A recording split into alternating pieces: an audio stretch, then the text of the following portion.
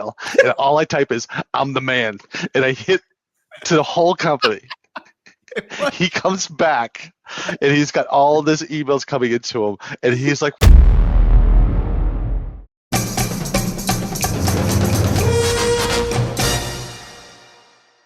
Welcome to another episode of Graphic Sales Stories.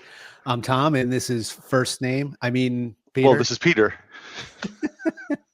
Yeah, I see what you did there. I see what you did there. Yeah, that Because kind it's of the name of leads the in. it's the name of the cartoon. And let's take a look. We want to start with the art today because it's amazing.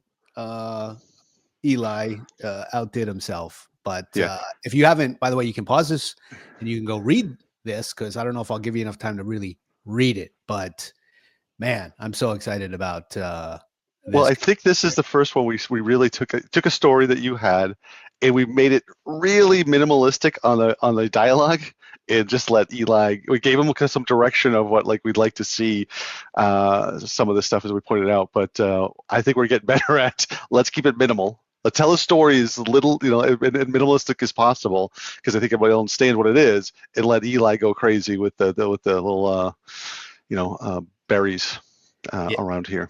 Yeah, the amount of, as Mad Magazine used to call it, chicken fat, the gags in the background go on. And yeah, so we encourage you, we'll show you a few right now, but to keep hunting. I think there's so many awesome little nuggets in the background. What's your favorite part, Peter? I'm going to go with, because it's from, the sales and how much it really almost made me quit sales. If you're looking at the second, with the first page, but the bottom, you can tell it says coffee is for closers. And I don't know if you've ever read or you've ever watched Glengarry Glen Ross. That almost made me quit sales. I'm like, oh, this is miserable. This sales sucks. I don't. And coffee is for closers. Obviously, is a huge part of that movie with Alec Baldwin, and it's just. But I looked at it. I'm like, oh, that's got to say coffee is for closers behind it, and it does. Say, in our earlier comics that we chose the company to be called Gladiator Espresso Company, or Eli. It works as a yeah. Yeah, a happy mistake. Yes, but the things, and I'll give, I'll as much as Eli thinks about some of the stuff, I'm like, yeah, I did not see that. So if you scroll out a little bit, it's supposed to say behind him, "Dream big, work bigger," and he's like, did you catch that? I'm like, no, there's not enough words, there's enough letters there for me to realize that that's what it says behind there. But that's in his mind. He's like, yeah, that's what it says behind there is "Dream big and work bigger." I'm like, okay. Too. And also, since Starbucks canceled their contract, our multi-million-dollar branding contract, we had to take their logo out going forward, and now it's Star Cups. I'm sure they're beating themselves up. They're beating themselves up like, those dollars that we were getting every month. Well, you saw that there's some layoffs going on. That's because they canceled their contract with us. Revenue's down. Yeah. Don't mess with Graphic Sales Stories. Yep, and there you are looking angry. With me, yeah. That's your look when you're talking to me. Yeah. See that look a lot, don't you, Peter? I get that a lot from everybody. I mean, all the little Holy Grail references. That's just we gave Eli carte blanche. Like, hey, we got a reference here. You want to run with it, Eli? And yes, he ran with it. So lots of little. Sorry, my tracking is bad here. Over here. Okay, here we go. Let's go back out and get over to here. Lots more. Yeah. I don't know if you saw that one in the corner. I did. I love that one. Yeah. Father smells of elderberries. So brilliant. But I can tell you, in college, those who know Tom and I went to college together. There used to be the discussion of which is better. And I'm still a huge fan of Life of Brian versus Holy Grail. I think Life of Brian just is to me is just hysterical. But I think both of them are very funny. We did used to debate that. I forget where I fell on that line now. I think I was Holy Grail, but I've warmed up to the. I feel that like everything in college, I was ganged up on, and everybody disagreed with my take. Really? But by the way, never did that to you. By the way, the rabbit, we've got to make that sticker. Go on. That sticker has to exist. We've got to create that. My daughter has a cricket. I'm gonna say like, okay, create me a bloody rabbit. Yes. Oh my goodness. Absolutely. That is so good. Oh, anyways, we could spend all day on this. Probably shouldn't give away all the Easter eggs and leave some to the audience to look for themselves. So, Yeah. but yeah, just amazing. Amazing, Eli. Good job, Eli. Thank you, Eli. I hope you watch these once in a while. We got to get Eli on here. We keep saying that, but we have not done that. All right. So the topic was email, right? Like I think each one of our comics is always trying to take an email. There's so many ways to look at email. This was a true story, right? Of what I did when I was a marketing guy. So how many years ago was this? This is like 4 years ago, was it? No. No, I got really good at building systems to not allow these things to happen. This was, I want to say, like 2003, maybe like 20 years ago. Okay, so you're a little wet behind the ears, didn't know what you were doing. Yeah, and it might not have been Dear First Name. I used that one because, so I used Dear First Name because that happens now, right? With all the sales engagement platforms, SCPs, I think they're called, like Outreach and Sales Loft and all these tools, right? That's like a lot of people have done the Dear First Name. At the time, I think I sent a letter from the president. It might have been Dear First. I don't remember, but there was something very wrong with it. And of course, the president, Peter Wayman at the time, noticed. And so there's some, like, we move things around here, but yeah, this was a blunder that I made. And then we sent the correction and we're like, wow, look at all, we got lots of replies. We got more sales, like everything went up. And I don't know that I did it again. That's that. I'm not sure. As you're telling this story, I'm remembering Steve Slowick is a roommate of ours. Slowick,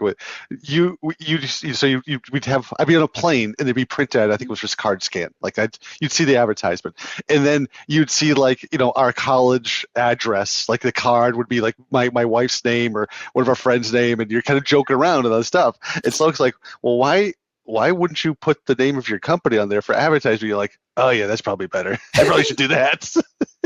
And so for a while, you're just kind of goofing around on it, like, oh, I should try to take this seriously. Put the company's name here, the president's name on the card and stuff. And yeah, I remember that. But I remember being on the plane. I'm like, hey, it's my wife's name. That's Kimberly. Yeah. I designed the packaging. Yeah. And I remember I put all of us, and Jules Jones, who was the VP of sales and marketing at the time, she didn't notice it, I think, until it was fully printed, because she knew all you guys, right? So, yeah. I mean, obviously, Jay is one of my roommates, her brother. I think Jay might have pointed it out to her or something. Like, I think I snuck that one under until like 100,000 boxes were printed or something. Look what this idiot's doing. So a lot of lessons learned, Tom. A lot of lessons learned in marketing. You're allowed to have some fun. Oh yeah. That's basically what all these stories are. Is like, some of them are blatant, like, hey, this is a mistake, and some of them, like, we're just goofing around, like, oh, we're supposed to be working real. This is actually important. We should probably focus on our career. Yeah, not goof around. I've got a direct mail story. I'll save that for the direct mail comic, but man, a major blunder. Another one that I did, which somehow I retained my job through that one, but I'm going to save that story. But let's talk a little bit about, like, you have any examples? I've got some other examples of email blunders. So we didn't send out too much, I was very much the door knocking hunting, so it wasn't a lot of email. It wasn't those blasts out there. It was, knock on the doors and 5 after 5. And I think we talked about that. And just, you didn't use a lot of cold email? Like, you were really phone and door to door? You're that old that you didn't use? I was that old. It was almost, again, I used to go to the library to get the names of the businesses, right? So, and you call up and still have the assistant. Oh, at the time you call them the secretary, the gatekeeper. No, I didn't. So even when I was a director of engineering, it wasn't a full-fledged, we had marketing and do marketing campaigns, but it was not in the hands of the salespeople at all. And so the leads would just would come in. But That's another problem we should talk about, is that when the leads come to you, they're horrible, right? So, hey, this gas station down the street, I'm like, that's fantastic. They're not going to buy, a 10 gig internet pipe. That's what we do. So, but no, we didn't really have too many of those emails. Now, I've heard stories of them, and the customers would complain about them, but we didn't. That's not how we would. That's not how I and my teams would focus. Well, let me come back to that, because I definitely I work with reps. I wrote a whole cadence this week for a company. But how about internal email? Because I have an internal blunder, one of many. That happens a lot. First of all, the reply all has always been I'm like, listen, I don't. And I've tried to explain to people, I'm like, as I've been able to, get other jobs and, be, I think that at the height I had like 100+ people reporting to me. And I'm like, if you're CCing me, I've got hundreds of emails a day. I'm not looking at CCs. So it's just a waste of space. And I did really like, we use Microsoft Teams and how to put those, so it was better organized with the teams. But the emails, people would send the emails. I never sent anything out, but it was there were many times, and I'm like, oh, this guy's obviously had a couple too many in his hotel room at 1:00 in the morning and sent this email out, and he should not have sent this email out. Oh my goodness. Yeah, nothing after a few drinks. Well, I got a doozy, right? So this is a couple years after that one, and now there's an executive team, right? That I work for a new VP of sales and marketing, and then Peter Wayman, the guy who was the president at that time, etc. So I get an email from someone on the team, and he copies the CFO, the CEO, and my boss, the VP of sales and marketing, and a few other people. And he's sharing data about a campaign we did that was not very positive. And I hadn't looked at it first. And being a marketing and PR guy at the time, I wanted to kind of spin it a little bit before the CFO. Like, I kind of wanted to review the data. Yeah. Instead, he sends it, right? And I'm like, what? And this is like before kind of work from home was anything. But we had like a new baby, and I happened to be working from home that day. And I see the email, and I thought I hit the reply button, just back to Rob, with like, what are you doing? Now Mark, our CFO, I'm like, now Mark has all the ammunition to kill this program. You should have let me review it first. I call him a few, so we were friends, so we regularly used ridiculous names for each other and said a few things, right? And then signed off. 2 seconds later, Peter, I get an email from the president and CEO of the company that says, did we mean to hit the reply button and we hit the reply all button instead? Oh my God. I started sweating, literally. I can't get more on my wife. You'd be like, she would stand next to me like, honey, oh my, I don't know what I did. And I got super hot, super sweaty, and then doing damage control. And then my boss never replied to it. And I couldn't get him on the phone or anything. And I go in the next day, waiting for, to get, he kind of walks in like laughing. And I'm like, did you see my email? I'm really sorry. I'm like, that was inappropriate, and he was just like, oh, we all thought you were kidding. I'm like, you sure, Peter? Because Peter gave me a heads up. He's like, nah, it's not, we know you, Tom. It's no big deal. It's like, oh my God, I spent 24 hours in despair. It's stress when you're young and you don't know the work world and it is tough. I actually, now you say that, I do remember this actually the story where again, probably fooling around too much. This is just after college, probably a 2 years after college. I'm working in student loan collections for this company called the ASA. And this is how old I am. They just introduced email. So corporate wide, they're having, I get a memo that, hey, starting Monday, we're going to be using email. So we had the computers, no email. So introducing emails, and it has directions. It has directions on what you're supposed to do. And one of the big things is, when you walk away from your computer, make sure you lock it so nobody else can use it and whatever. So Monday comes, they send out a blast like, welcome to the email. please lock your computer when you walk away from your desk and make sure nobody can access the whole thing. The guy in the cubicle next to me, so there's no walls. It's just like, his desk. We're just cold calling and trying to collect on student loans, and that was a great job. He leaves. I slide over to his desk. I reply all to that email, and all I type is, "I'm the man," and I hit to the whole company. He comes back, and he's got all this emails coming into him, and he's like, "What?" He's freaking out, and he's screaming at me. And our boss comes out, and is like, "What's going on here?" Peter comes yelling at me, screaming in the middle of the office. I get pulled into the office. She's not happy with me. The CEO comes around the corner. This woman, she was really a good woman. This is actually my introduction to her. She comes into the office, and in the middle of me getting berated, she goes, "I assume you sent that email?" I go, "Yes." She goes, "Not from your desk?" I go, "Not from my desk." And she goes, "That was one of the funniest things I have seen." She's like, "Don't do it again." But I did laugh out loud when I did see that. And she's like, she goes, "I think we're a little overboard on protect your computer and introduce the email." And she walked out, and the woman, my boss just literally goes, "All right, just get back to the desk. Just get back to the desk." That is great. The guy was so pissed. Yeah, that's how old I am. When I got introduced, an email was introduced when I was at work. I'm like, what is this thing?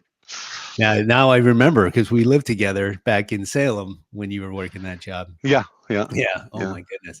So I have one. So that same guy that sent me the email, Rob O'Neill, he was also like brilliant at practical jokes. And this is early days. He's the original. What's the guy's name from The Office? The original Jim Halpern. Yes. Oh, Rob was. There's so many things. There, like I got an hour's worth of stories of Rob and the other guys in tech support and IT, the kind of things that they dreamed up. But Rob knew how to spoof emails at the time, so I think he sent me an email, and he used to do this to a lot of people. And the head of HR at that company was Christine Crom, and you get an email that said, "Hey." From Christine, or you thought it was from Christine, it would say, "Hey, I need you to come to my office right now. There's something we noticed, and we have to have a discussion about it." Right. And so you'd see this would happen. Like all of a sudden, like Carl would get up and walk, and you'd see Rob like chuckling. And I'm like, and I got one of these once. And they walk in like, "Christine, what's up?" She's like, "I don't know what you're talking about. Get out of here."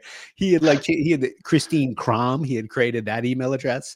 And yeah. So you thought you were he was spoofing in the office and terrorizing people. Oh, that's a great. Yeah, that was funny. I had talking about those Jim Halpern one. So the office head came out, and the one that they put their phone in the ceiling. So I was the manager of the sales office, and I did that to one of my reps. He put his phone in the ceiling. And he was not the brightest bulb in the world, and so it's going off. And he didn't watch The Office, so it's ringing, and he can hear it. He's looking he's freaking out, and he's really getting angry, and we're just laughing. There's only like 10 of us in the office, or maybe less, and we're just laughing at him. And he starts yelling at me. He's like, "That could be a customer calling in for sales." I just remember looking at him and goes, "You haven't sold anything in a year. That's definitely not a customer calling back." It was so angry. He laughed at him. Like, I took the phone down, and I just looked back at it. I'm like, God, what a horrible boss I was. We used to put tape over the mouthpiece, right? So someone would pick up the phone and try to talk to someone. They'd be like, "I can't hear you. Can you speak up?" And so it was all taped over. Yeah. Yes. Kids don't do anything that we did. This is probably not cool anymore.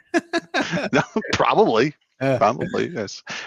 But anyway, go back to the cartoon in your email story. So yeah, email. If you're not paying attention to what you're doing, and you're trying to sense mass, you gotta really. When I read your story and how to do this, we talked very early in this podcast. For me, sales is very personal, right? So you've done the research on the customer. You know about that customer you're calling into. That's why I think when I think about these mass emails, and I get them all too through LinkedIn stuff, I'm like, you know nothing about me. You know nothing about what I'm looking for. Yeah. Well, let's talk about that cold. And I mean, this was a marketing email. This too was Yeah, to our entire customer base. Like they knew us, and we had a communication strategy where we'd send like a letter from the president once a month, and we'd send tips to our. So this was customer email, wasn't yeah, exactly cold email, but in cold email, right? People, this happens all the time. However, like when it comes to like trying to prospect today, like SDRs, right? We have to, you're reaching out to people that don't know you. So you need to do yeah. your research, right? And you want to start with that if possible. If not, you want to be relevant and then you want to add some value. And yeah, it's become, there's a lot of volume and there's a lot of like, there's still a lot of like batch and blast, like the amount of emails I get. I mean, I've got a podcast, I've got a comic, like the amount of reps that reach out to me trying to sell me something and they don't seem to know anything about what I do. I mean, like I'm kind of easy to figure out. I know some Yeah. IT directors are ghosts online and you got to go find the company information and why you can help them. But yeah, it's really puzzling. Yeah. There's a lot of things that we'll back up here. When we were really hitting our stride in selling a lot, when I was working very closely with the VP of sales, Chris Sikora, fantastic VP of sales, but we defined our target audience. And the one thing the company kept on doing, so every couple of years, right? Anytime you're struggling to hit numbers or want to increase numbers, they just throw, leadership throws crap against the wall. And so we always kept on getting like, we should be going down market, and let's hire, 50 guys just to pound the pavement and to go focus on the lower end marketplace. Mm-hmm. And every time we'd sit there and talk to the president, like, our product set and what we're built for isn't going to apply to these people. They only care about the cheapest thing out there, and that's not us. We deliver different things. So we have a tremendous amount, and we show them all the data. I'm like, our success ratio is in this quadrant. Like, this is exactly what you have to look for, and this is what we're focused on. You go outside of this, yeah. It's but the company and leadership would always ignore the data and just like, this is where you're going to get to. I'm like, well, first develop a product set to go after that.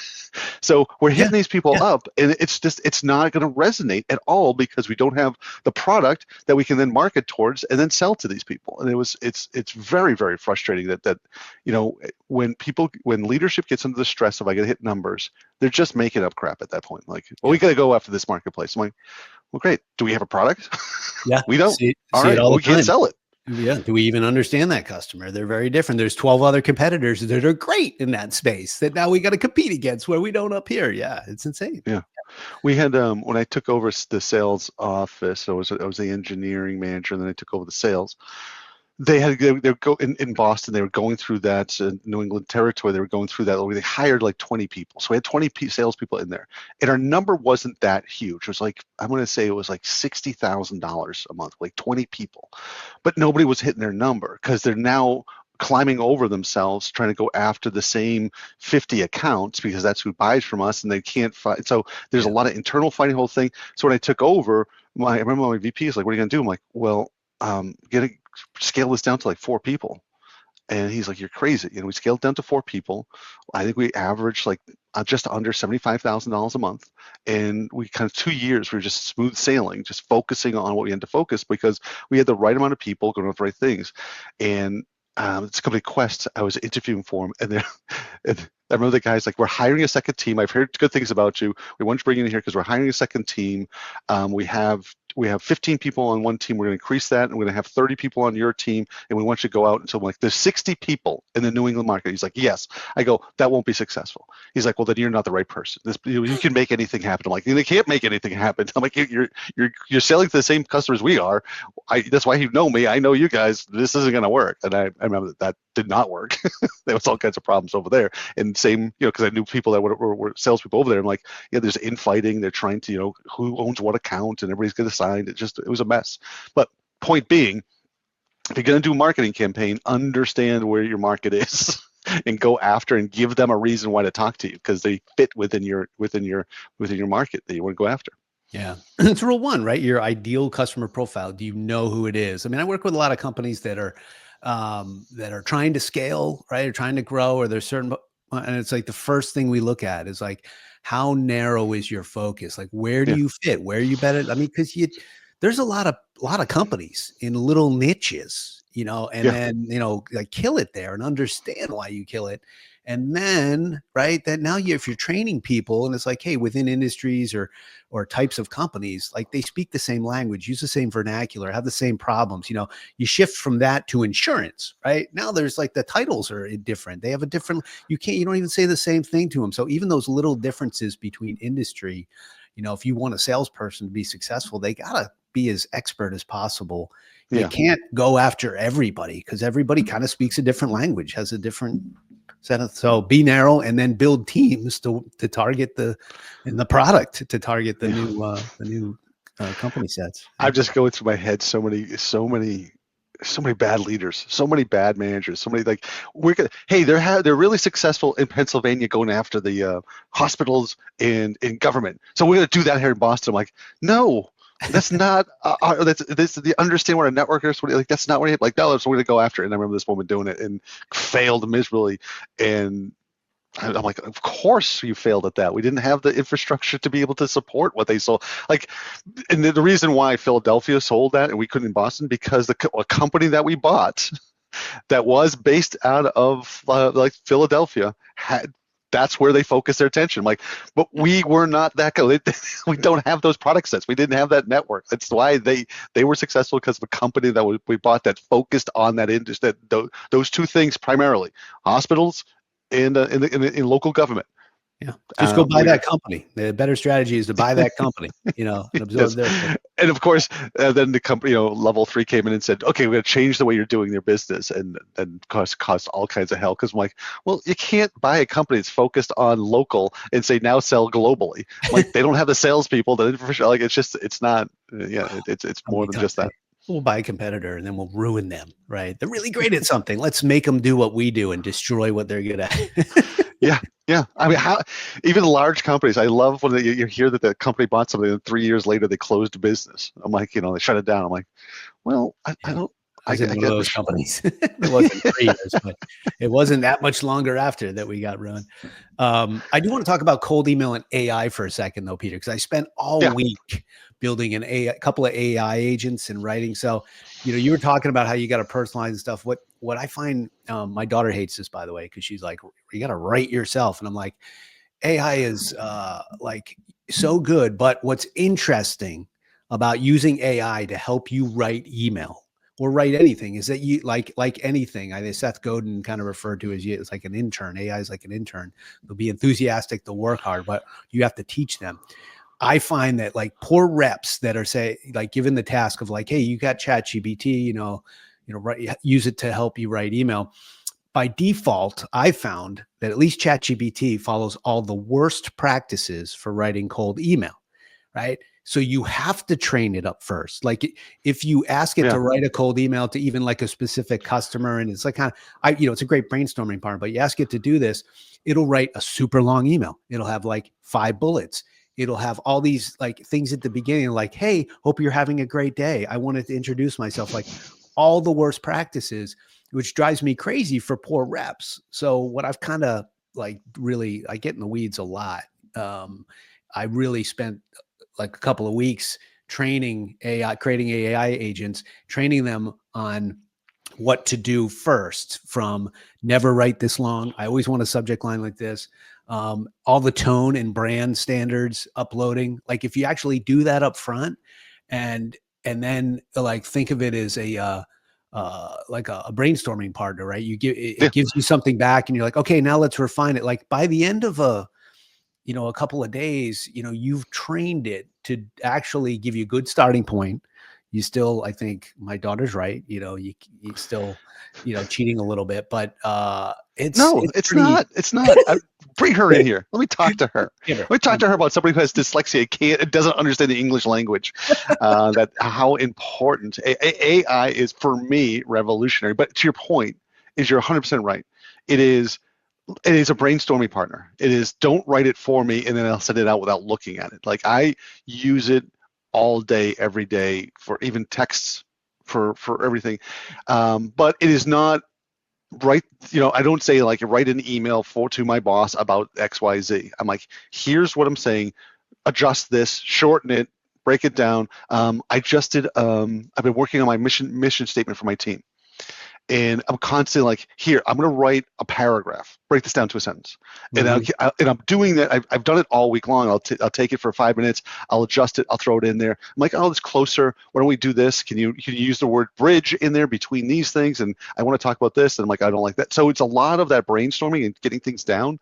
And I think that's where it's fantastic for me and how I use it. It's because I think it just capture, you can get it to a point where like, okay, I've just captured in 2 sentences what I want. Usually Yeah. takes me 2 paragraphs. Yep. But creating the agents and doing that and training it, that's what the great thing about AI is. So hopefully you're seeing, like, as you train these things, it's give it, the result isn't 15 times, now it's on the second time I get the result I want. Yeah, and you got to like if you're doing a repeatable task, like what I find the mistake, not a mistake, but what a lot of reps do is that they're like, oh, I ask it for an email and then I have to tell it, hey, remove all this and that. I'm like, tell it up front. Like, I always want you to do this way, right? Yeah. Like, it should never be longer than 100 words. You should never avoid I whenever, like all these things that you do it up front. Then your first draft out of the AI is like 50% of the way. And then now you think going forward, right? You kind of contain, I experimented yesterday where I gave it a tone and then I said, you know what, tweak those 4 so they're slightly arrogant, like a little overconfident, right? And it came back and I was like, no, that didn't work. Go back to what you were doing before. So now it remembers these things. I forget how they all work, but you can create agents, in ChatGPT where it's dedicated to doing one thing and it's programmed to only do that thing. And that's a great, you got to pay for that. But that I found really, really helpful to isolate, like, hey, I want it to help me just build these things repeatedly. Yeah. Amazing. Yeah. One of the things, how to use ChatGPT, and you can tell Amber this, is one of the things that did extremely well for it. When I discovered this, it was fantastic. So, everybody gives presentations. We talk about, I'm like dyslexic and certain things I stumble over. So I in the past, I haven't written down what I want to say in my presentation, the speaker notes, because I usually fumble over the words and it throws me off. So I end up being, what we do here is like just talking from the hip, but it's not as smooth, right? So I'd rather have and I don't use ChatGPT, I use Perplexity, but what the AI has done for me, I'll write what I want and I'll say, use words that a person with dyslexia can find easier to use. It'll change the words, and I've noticed, I'm like, oh, I can read this without stumbling because whatever it's doing is picking out better words for me to use and simplifying the language or whatever, and it's still being concise and direct, and that is like a lot for me because dyslexia is just spelling things wrong, right? The grammar. I was talking to somebody the other day. I'm like, because as you know, I failed Spanish my whole life. But when I was talking to a woman, we were talking about the AI, and kind of like Amber, like, oh, you've got to be, you're going to be a weaker writer because of this. I'm like, listen, I'm 54 years old. I'm always going to be a weak writer. I don't understand. Like, the reason why I didn't understand foreign language is because I still don't understand the English rules. I just completely don't understand. Like, and my wife makes fun of me because I don't know the difference of how to spell loose or lose or choose or chose.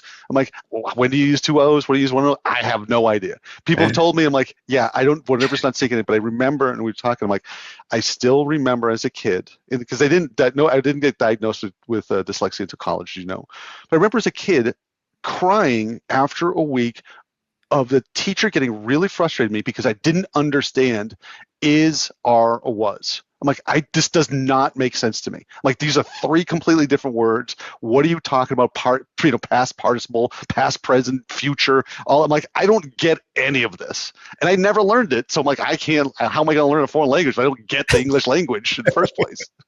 Wow. Yeah. I feel bad when I still laugh at your expense when I'm reading our scripts and I see lose, like things like that. I'm like, oh, Peter. Yeah, that's fine. I've grown up. But and again, and this is going off the topic here, but I think we'll stay with the AI, where I now have a lot more confidence because I put everything through there. I'm like, okay, it's capturing this for me. Before, like, yeah, lose and loose are spelled correctly, but I'm using the wrong word, and the old Yeah. grammar stuff didn't pick it up on. Now AI picks up on all of that stuff for me. And unfortunately, the world thinks if you're a bad speller or if you've bad grammar, you're stupid. And that's always been a problem I've had. I'm like, I know people think I'm an idiot because I have no idea how to spell. I don't know the grammar. And people pick up on that and they think it's a sign of intelligence. I'm like, yeah, well, now shut up. Who's laughing now? Who's laughing now? I got my AI. Kids, and I got a nice career, and I make these great stories with Tom. Yeah, that's right. Shut up. I want to do a story about that with me with the middle fingers, giving her the middle finger from the comic. Screw you. Eli, I think, sprinkled in a few middle fingers in our comics over there. He does. He does tend to not to keep this more PG. And I think we've given it a couple times. Like, no, I would give the finger. He's like, all right, well. And then the swearing on one of the cartoons, he had it blurbed over. The woman was trying to swear at the boss, I think, remember? And then he had like the another bubble or something over it, so it wasn't, because covered up the swear. I'm like, no, that's why we chose graphic stories. Like, you can swear because we've done this job for a long time and we swear a lot. Yeah. I read The Boys and I'm like, oh boy, yeah, talk about swearing. Well, that's a different level. Yes, there's a lot of those comics like caramba. Like, I hope my wife doesn't open up the comic when she's walking by. It's like, oh my goodness. One other thing I wanted to talk about on cold email. I know you don't have to do this or never did, but what's interesting I find is how things that used to work don't work anymore, right? It was so much prospecting, so much cold email, but there's a couple of things where like 5, 6, 7 years ago, you could have a cadence with what's called a bump, right? So I sent you an email, Peter, and it was a pretty good email. It's well-written, personalized and all that. And then you didn't reply, and a bump was either manual or the technology would automate it, where it would reply to that email and say, hey, Peter, any thoughts? Right? Yeah. So 5, 7 years ago, that got like a much bigger hit rate, a reply rate. And it was still considered respectful. Like, hey, any thoughts, or just bumping this up in your inbox? That's where the term bump came from. And now that's like not enough. It's disrespectful. It's like every email has to include value or a problem. Yeah. And I believe that too, but it's like, it's fascinating to see like all the data, and all the tools where the bump was like, man, that bump kills. And all you got to do is say any thoughts. Now it's like, any thoughts, like this jerk doesn't even think, I'm not doing your job for you. Yeah. I got to actually scroll down and read what you wrote before. You want another insight on top of that? I hate that. Yeah. By the way, watching movies, I believe what a bump means is to do cocaine in the bathroom. Isn't that? That's what the movies have taught me. Anyway, bump. So there's definitely a necessity to those emails and so forth, but it is hard because people's attention and what they're expecting, everybody's job is harder, and it's my whole thing, and we do a lot of testing with different tools and stuff that we might want to bring on board, and I feel bad for the people talking to me because I'm like, okay, what's the benefit here? What am I doing? And it's not that I'm impatient, but I just don't have time to sit and spend. There's one person was like, I need an hour and a half your team to show you how to use this tool. And my response was, if it takes me an hour and a half to learn how to use your tool, then the tool's not good. Yeah. I'm like, just give me access to it. Let me play around with it and I'll give you feedback. And they really push back. Like, we got to give you the benefits. I'm like, I understand what you're saying, but I don't have an hour and a half to spend on a tool. By the way, the tool is supposed to make my life easier, and it's supposed to be something I can kick out some communication within 15 minutes. So why would I spend an hour and a half learning how to do that?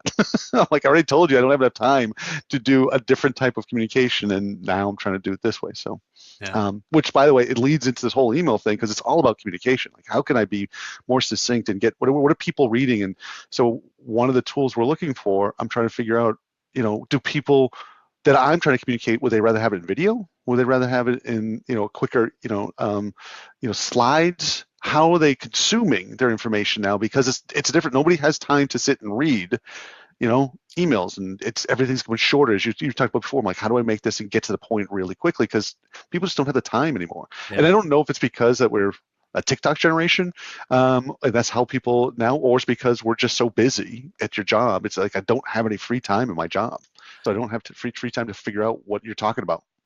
I don't know that it's ever been. I mean, it's definitely gotten, there's a lot more noise. A lot of it's distraction, but it's always been a problem. I think, there's an old saying, what Mark Twain or somebody said, I would have written you a shorter letter, but I didn't have time. Like the editing process takes time. I mean, I've worked for people that they send volumes and it's like, these should be bullets. I worked for this guy at Carbonite, Swami, and he would reply to emails shorter. That was his reply. Like he wasn't going to read it. You got to do the work, right? People, it's like communication. This is something I tell reps. I'm like all the time. I'm like, you can't waste their time. They're only going to read the subject line and the preview. That preview's got to show them that one, you're relevant, right? And that you know something about them. So relevancy and credibility and the problem you're trying to solve, like all that's got to happen in 3 words in the subject line and the first 5 words of your email. Otherwise, they don't care that you think they're having a nice day, hope they're having a nice day, right? They've got an inbox full of stuff. If you hit them over the head with like, hey, saw in your mission statement this, and now you're kind of like, okay, maybe they could help me, or maybe that is relevant to me. Now you open it. I mean, you got to work so hard to be so concise and smart and order things. And it's hard, but that's what we're supposed to do anyways. We're supposed to make everything easier on the people we're communicating with. Yeah. And I think younger people have difficulty. Like there's a lot of the training. I mean, I think we talked about this many years ago, but when I was training the people, especially on how to communicate, and actually I remember us going with roommates. We went on a boat trip. You guys making fun of me because I'm like, I think people in college need to learn how to write an email. And you guys are like, you're an idiot. I'm like, no, I'm like, you gotta be like, right. I'm like, I spend most of my time. And you mentioned before, one of my pet peeves is see below. I'm like, listen, you're asking something from me. Why are you making it so hard on me to figure out what the hell you want from me? I'm like, the couple of bullet points I've always hit, but I always reference a river runs through it. Like at the beginning, one of the beginning things is like, the kids are writing for the father, and he's a preacher, and he's always like shorter. Say, cut it in half. Like, and the other thing I always push on, I'm like, if you're sending an email to somebody you want something for, that's the first thing. That's you tell, like, what's your action? I always do action here. This is what this is what I need from you. This is I'm going to tell you first, and then give you the details later. But up front, I'm going to tell you, Tom, I need you to do blah blah blah in the first sentence, and then go down to it. So you gotta capture your audience instantaneously with like, okay, why am I reading this? Yeah, I think absolutely. There's another form of communication where we need space to explore ideas. But that's not the kind of email we're talking about right now. We're talking about like shadow puppets. Goes to the 2 kind of meetings. That's like the rabbit. The what?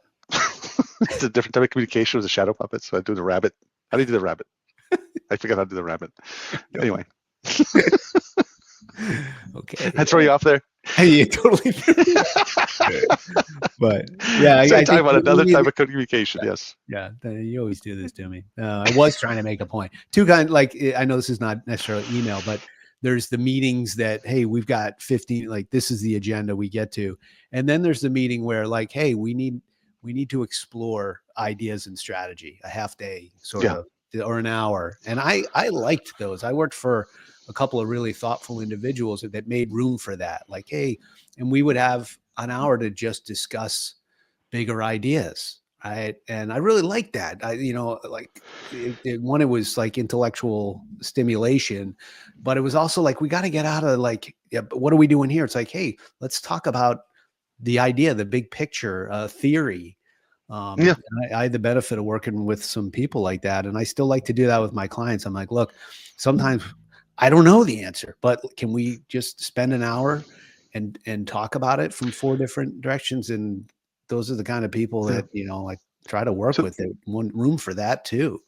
Yeah. So this isn't about the email, but I'll ask you this question. So, during the course of the day, how much time are you spending doing those high level thinking, like, stepping back and saying, okay, what's the purpose?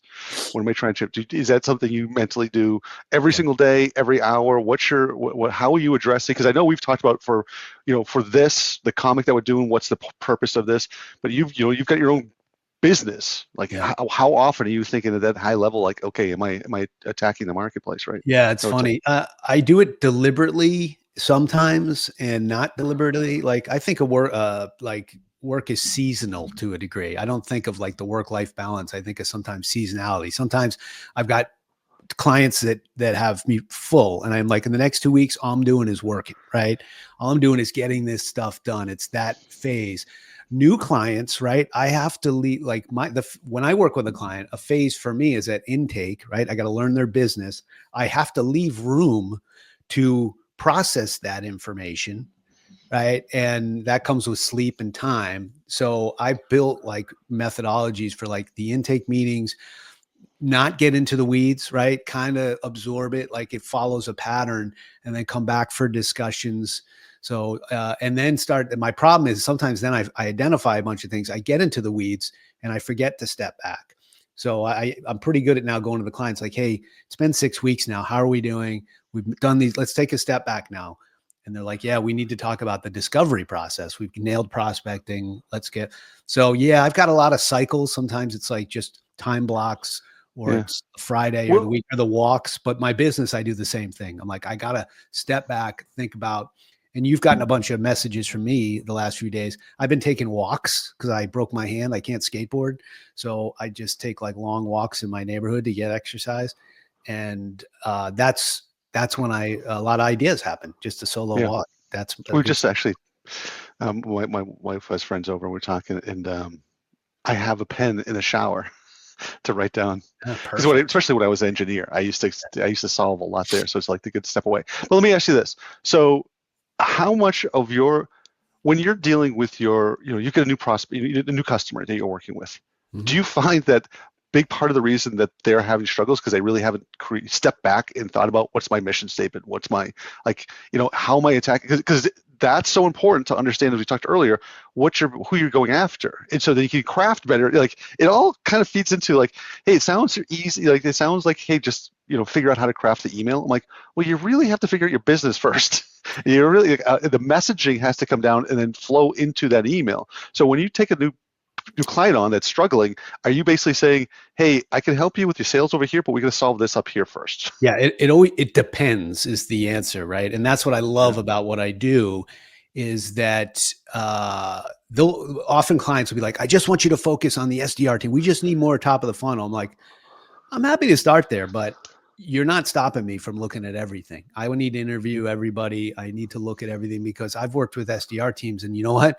It's not the SDR team's fault. You don't have an ICP. You don't have a message. You don't have a sales process that works. So it's always holistic, but every company's different. Like, when I get into a company and they're like, wow, they've got all this stuff, then sometimes it's just the mechanics, right? We need to execute better. Other times, yes, it's completely like you're trying to boil the ocean. You're selling to 30 different industries globally, right? With 7 people, right? This is never going to work. You don't know who you're selling to, right? We need to define that. So yeah, everyone's different.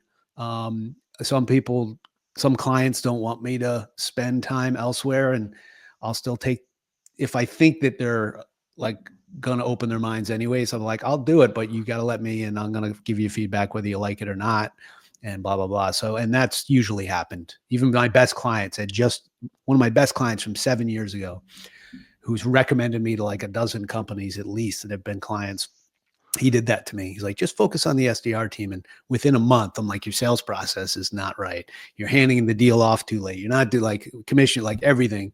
And then that went from SDR team to AE to marketing. I worked with the marketing department there for 6 months. Like it became like, we worked our way around. But sorry, long answer to a short question. Sorry. No, it's great because I think people, the younger, when you're new to business, you don't realize how important that the high level thinking about what the mission statements. People don't realize, I'm like, the absolute importance of the mission statement. And I do get this a lot. I'm like, well, the mission statement doesn't capture everything we do. I'm like, well, that's not the point of the mission statement. The mission statement is to give a guidance about where we're going to focus our attention. Yeah. It's a Yeah. directionally accurate statement, but it really encompasses like allows you to go back. I'm like, if what I'm doing impacting what we should do, this mission statement, the ICPs and all that type of stuff, it all comes down to it. So you can. I can tell you this right now. If you're listening to this and you have a boss or a company that spends a lot of time, which a lot of people think is a waste of time, like I spent 2 hours going over like where do we want to focus? Let's not try to figure out what my team does. Let's start with the mission statement. What are we saying? And as we broke down the mission statement, I'm like, you know what? We're impactful here. We're not really impactful over here. So why is it in the mission statement, right? So let's focus on where we're impactful. And then from there, it trickles down to, okay, this is how we message what we do, because this is how it feeds into this new mission statement. So having companies to sit there and like, let's step back and have people think about, okay, what exactly are we doing here? How does it feed? And you and I have had this conversation about our cartoon part, like where we focus. And, we still have like, we're going after that middle-aged salesperson who gets Holy Grail references, get movie references, but has lived the world that we live. Like there's, you don't have to have exactly like a bad email, insert your name, email here, but you have a story where you've said something stupid, like, crap, I can't believe I just did that. I can't believe I just did that. Yeah. And, I have to apologize. But what we've had that long, the first year, we didn't do anything. We spent talking about that. I think for companies, in order to send the correct email, that's all tied to that at the higher level.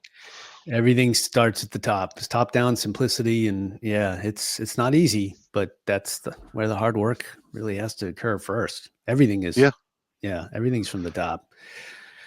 Who you hire. We've been through this, so it impacts the managers and the people you hire and the customers you go after and the market and what leads. And that's actually I was thinking about.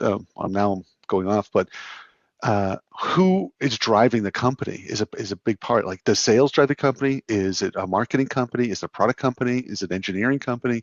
Mm-hmm. So you've got companies out there. Meta's a tech company, right? They're driven by an Apple, the software. Well, Apple's more of a marketing company, right? They're driven by the marketing of it. There's companies that are driven by. So what are you as a company?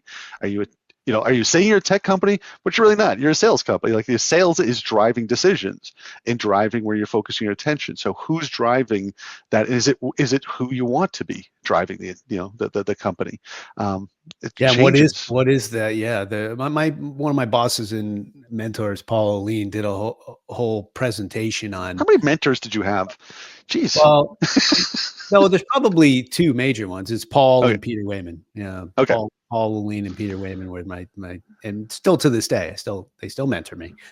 They're probably like, we've had enough, Tom. Like, why don't you stand on your own 2 feet? My wife said, you haven't learned by now, Tom. I don't know what to tell you. I'm getting better. My wife said to me a couple of years ago, she's like, do you really need to call Peter Wayman about that? Can't you make that decision? It's a big decision. It's our business. I was trying to figure out my business. Yeah. And now my wife and I are, collaborate more. So, you get an inside view, but yes. But he did a whole presentation, and if you go back to one example is of the types of companies, he used Southwest. That company was 100% operational efficiency. How can everything operate? That was the mission. Right, customer service secondary to that, marketing second. Like they were good at those things too, but it had one guiding fact: how do we do things more efficient? Everybody cleans up the plane. We turn the plane as quickly, and and so there's different types of companies. I guess he did a whole presentation on it. It was super fascinating. Some are marketing, like you said. Some are operational efficiency driven. I think he narrowed it down. There only really could be 4 types, I think, of companies. Anyways, sorry. Yeah, but no, it impacts who you get. Your ICP impacts who you're going to go after, and it impacts how how are you going to write your email to go to the person that's going to find. There are people who like, I want operational efficiency. Right? That's what I'm looking for. So if I see that in a company, I'm going to be drawn to that. And so that's why it's so important, because it does affect you on the feet on the street. Benefit, like Southwest, the benefit to the customer was like, our operational efficiency is so we can charge lower fares, right? Yeah. And that, so that drew that, hey, I'm okay like not having a seat assignment because I know I'm going to get the best price on this plane and it's going to be on time. And whenever one, like they had always had a backup plane, like they just had everything down. So that's Yeah. what you buy into. It's like, okay, I don't Yeah. want that anymore. By the way, I flew them once and I said, I'm never again. I'm like, I I did for don't like years. this. Yeah. Did you? The Yeah. cattle call where you stand in line, nobody has a seat signed, and they kind of like, I'm like, I hate this. I don't And yeah. like this. It might have been the people I was flying with that were just, because people are the problem. They Well, just, and that was by design, right? Because that enabled them to control how fast people got onto the plane. When you're not looking for your seat and you're yeah, just lining up and you get in the first seat, you take the first seat you can get, the best seat you can get to. So that sped up. It was, again, operational efficiency, and they train their customers to accept it for a better price. I did that for years, and really. I don't do it anymore. But anyways, I think yeah. Wow, this was on email. Was this what this? It's all relatable. It's all related. But anyway, I all think right. that's probably all I have to say. That's it. I think we've a good hour on that. But good topic. This is I think as we write these things, these stories, you'll see the differences between Tom and I. Like he's got the marketing aspect, like right the last two I think are your stories, right? The convention center and the shows, and now the email. These are very marketing focused. Where my participation is like, yeah, I don't know how to do that. I didn't do those. Peter's just writing jokes about the Nigerian prince, which was a good callback. Yes, that was that's this one, the Nigerian prince. So that guy could write an email. That guy wrote a great email. It got on like wildfire. So remember, kids, it's the more you know.